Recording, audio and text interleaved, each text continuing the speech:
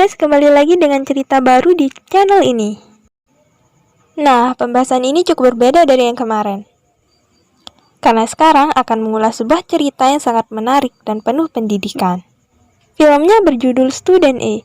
Kisah cerita akan berpusat dari seorang tokoh utama yang menjalani kehidupan dengan sangat buruk. Di mana di sekolah dia sering dibully, ditambah ayahnya adalah seorang pemabuk yang suka mengasarinya. Dari situ saja cerita akan sangat menarik. So, apakah tokoh utama bisa melewati hal itu atau malah bunuh diri? Kita ulas ceritanya. Tapi sebelum kita menuju topik utama, jangan lupa like, subscribe, dan nyalakan lonceng notifikasinya agar selalu mendapatkan update seputar alur cerita film dari saya. Awal film dibuka dari diperlihatkan seorang gadis SMP yang bernama Jane Mire. Dia sekarang terlihat menyendiri dan berada di perpustakaan, di mana dia berada di sini untuk menyendiri. Lantaran sisi kelas menjauhinya karena dirumorkan ayahnya benar-benar buruk dan suka berurusan dengan polisi. Akibat hal ini, Mire terkena imbas dan dijauhi sampai sering dibully karena hal tersebut.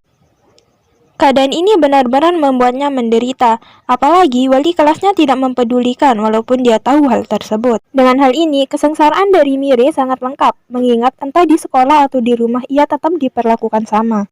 Nah, dalam keadaan seperti ini, dia melarikan diri ke perpustakaan. Lantaran di sana adalah tempat aman baginya dan bisa mengekspresikan hobinya sebagai seorang penulis. Dilihatkan kalau Mire benar-benar berbakat dalam hal menulis. Hal itu bisa terbukti dari dia yang pernah menjadi juara di tingkat kabupaten saat dia masih di sekolah dasar. Selain hal ini, meski ia tidak mendapatkan teman di sekolah, Mire tetap mencoba bergaul dengan memainkan game online. Nah, meski di sini hanya sebatas teman daring, ia bisa senang karena teman daringnya yang bernama Sina selalu mendengar curhatannya. Meski hal ini sangat sepele, ia sangat suka akan hal ini karena tidak ada orang lagi yang mau bermain denganku kecuali Sina.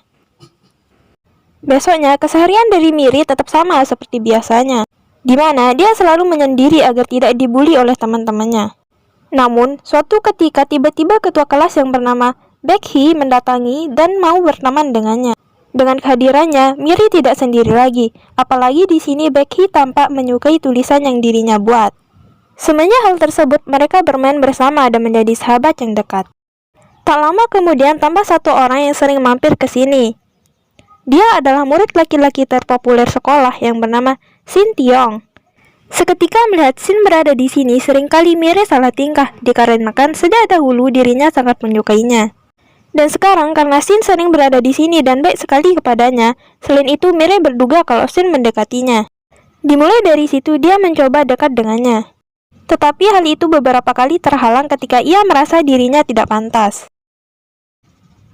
Siang harinya ketika pelajaran dimulai, wali kelas membuat tugas kelompok untuk membuat sebuah pembelajaran mengenai makanan. Tentu di sini Mire yang tidak memiliki teman, dia merasa sedih. Tetapi tak disangka Becky mau menjadikan temannya. Sekilas hal ini membuat lega, tetapi tetap salah satu dari teman Becky kembali membulinya walau dia melakukan sebuah kesalahan sedikit. Hari berlanjut esok harinya, yang mana tiba-tiba teman-temannya mengolok-oloknya karena terlalu dekat dengan Shin.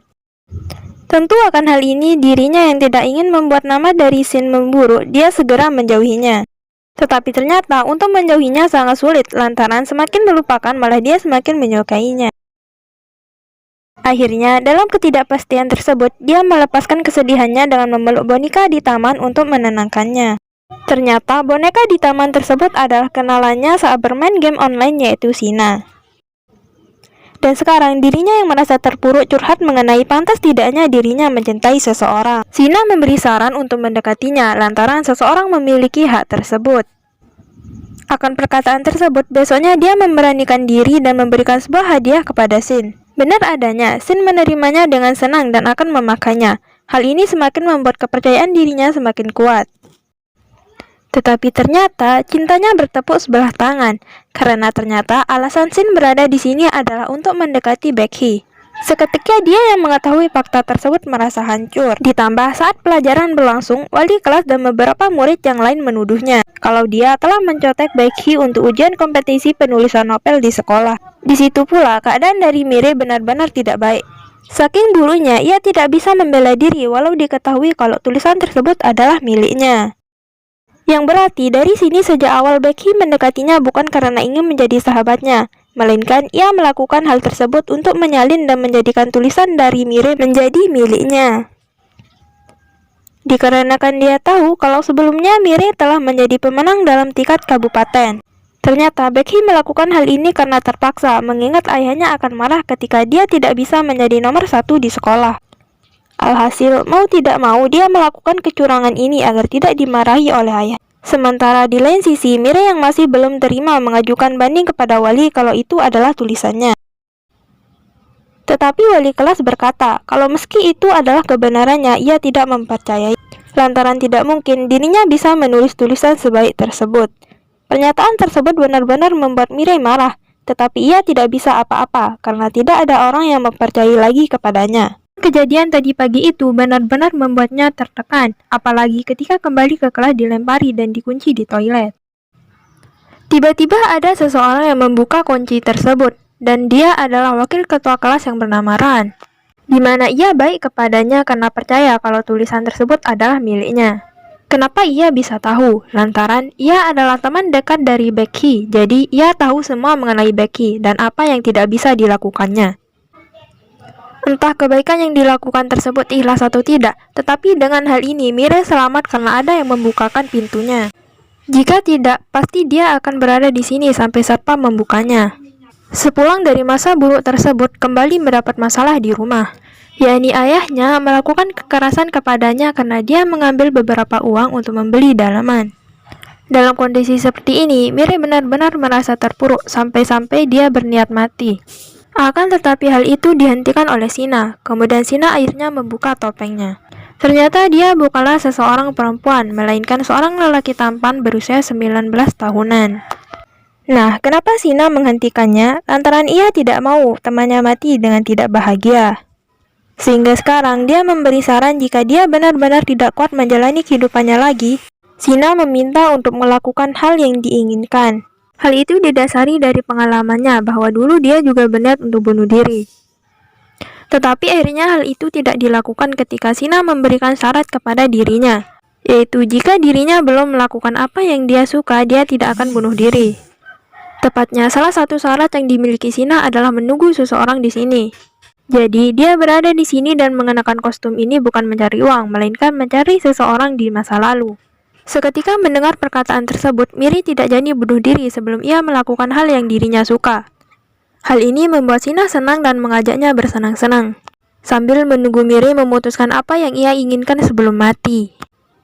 Setelah bermain bersama dengannya seharian, Mire memberanikan diri untuk mengajukan ulang ke wali kelas kalau itu adalah tulisannya. Tetapi kenyataannya, wali kelas tak mempedulikan hal itu lagi dan seolah mengalihkan pembicaraan. Meski begitu, ia tidak menyerah sampai suatu ketika tiba-tiba akhirnya hal tersebut terungkap ketika dewan sekolah menyelidikinya. Ternyata hal ini bisa terjadi adalah berkat bantuan dari Ran. Ternyata Ran membantunya bukan karena kasihan, melainkan dia berniat menjauhkan Becky agar dirinya menjadi ketua kelas selanjutnya. Sejak kejadian tersebut, Mire tidak dibully kembali, malah sekarang Becky yang menjadi bual-bualan sekelas. Melihatnya, Mire merasa sedih lantaran dia tahu rasa sakitnya diperlakukan seperti itu. Tetapi ia tidak bisa membantunya mengingat Ran mengancam akan menjadikannya seperti dulu ketika dia membantu Becky. Akan hal ini, Mire pura-pura tidak tahu dan menjalani kehidupan baiknya tersebut. Sepulang dari sekolah, dia menemui Sina lagi dan memberitahunya kalau sekarang dirinya sudah bahagia. Jadi, dia tidak jadi bunuh diri dan menjalani hidup dengan baik. Mendengar hal tersebut, Sina tampak bahagia. Tak disadari pula karena mereka saling bersama, akhirnya benih-benih cinta mulai tumbuh walau mereka belum menyadarinya. Dengan hal ini, kehidupan dari Mire berubah drastis. Yang dulunya dia sendirian dan tak memiliki teman, sekarang ia berbahagia sampai tidak bisa diungkapkan. Suatu hari ketika bermain bersama, akhirnya Sina telah menemukan orang yang dia cari. Tepatnya dia adalah teman saat di sekolah dahulu. Nah, kenapa dia ingin sekali menemuinya? Lantaran ia ingin meminta maaf kepadanya yang selalu menyakitinya. Ternyata dulu Sina ini adalah seorang berandalan yang mana dia sering memukuli seseorang demi bisa mendapatkan teman. Dan sekarang ia yang sadar akan perbuatannya tersebut berniat meminta maaf. Tetapi temannya tersebut tidak bisa memaafkannya. Meski sangat membencinya, temannya tersebut mengatakan untuk melupakannya lantaran seseorang wajar berbuat salah. Dan sebagai imbalan balik akan perbuatannya dahulu, temannya meminta untuk berbuat baik. Seketika hal tersebut membuat Hina lega dan berterima kasih kepadanya.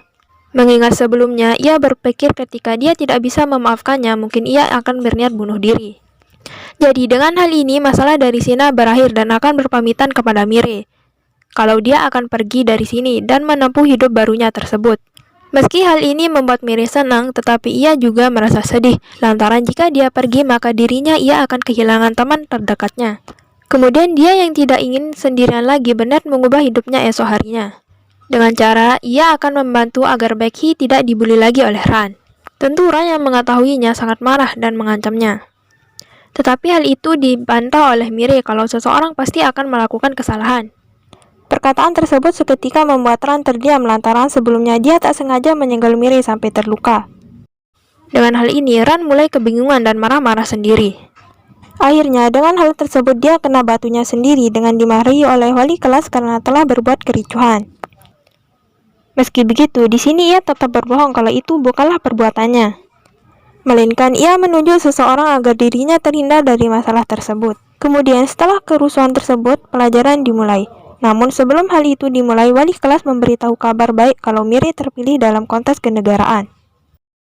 Nah, di sini kita bisa melihat sikap buruk dari wali kelas, yakni ketika dirinya sekarang berbakat, dia disanjung-sanjung. Tetapi dahulu ketika dirinya tidak ada yang mempercayainya, wali kelas malah mengacuhkannya. Walau dia tahu kalau itu adalah kebenaran. Seketika hal ini benar-benar membuat Mire muak. Apalagi sekarang dia melihat kalau guru tersebut mengulangi perbuatan dengan menjelek-jelekkan murid lain. Akan hal ini, dia yang sudah marah langsung mengambil bunga kesayangan dari wali kelas dan membawanya ke atap. Hal ini bertujuan untuk menyadarkan wali kelas bahwa murid membutuhkan kepercayaan dan perhatian lebih. Tapi alih-alih, dia malah sering memperhatikan tanamannya ketimbang muridnya sendiri. Seketika mendengar ucapan tersebut, wali kelas tersebut sadar dan meminta maaf. Meski begitu, Mire tidak mempercayainya akan hal itu. Dia ingin memastikan, membuang tanaman tersebut untuk membuktikan kepercayaannya. Namun dalih-alih melemparnya, Mire ikut terlempar dan jatuh dari atas gedung. Beruntungnya, ia terjatuh tepat di semak-semak yang membuat tidak terluka parah. Melihat hal ini, wali kelas benar-benar sadar dan mulai mengintrospeksi diri apakah dirinya sekarang pantas menjadi seorang guru. Sepulang dari sekolah, Mire menyempatkan untuk pergi ke taman dan berharap kalau Shina berada di sana. Benar adanya, Shina ada di sana lantaran ia bertujuan untuk memberitahu kalau dirinya sebentar lagi akan pergi. Tentu hal ini Mire sangat sedih, tetapi dia tidak bisa menghentikannya. Alhasil, akan hal tersebut Mire menemani Shina sampai ke stasiun. Sebelum benar-benar pergi, Shina memberikan sebuah surat dan meminta untuk menjaga dirinya baik-baik. Kepergian dari Shina benar-benar membuat Mire sedih, lantaran sekarang teman terdekat dan orang yang disukai meninggalkannya. Dalam keadaan sedih tersebut, dia membuka surat pemberian darinya, di mana surat tersebut berisi ucapan selamat tinggal dan sampai jumpa di tahun depan. Seketika hal ini membuat Mire sedih, tetapi ia juga lega karena suatu saat nanti Shina akan kembali menemuinya. Film berakhir dengan sebuah ending yang begitu bahagia, di mana sejak hari tersebut Mire sangat menanti kehadiran dari Shina. Selain hal itu, terungkap kalau sekarang di kelasnya tidak ada pembulian lagi.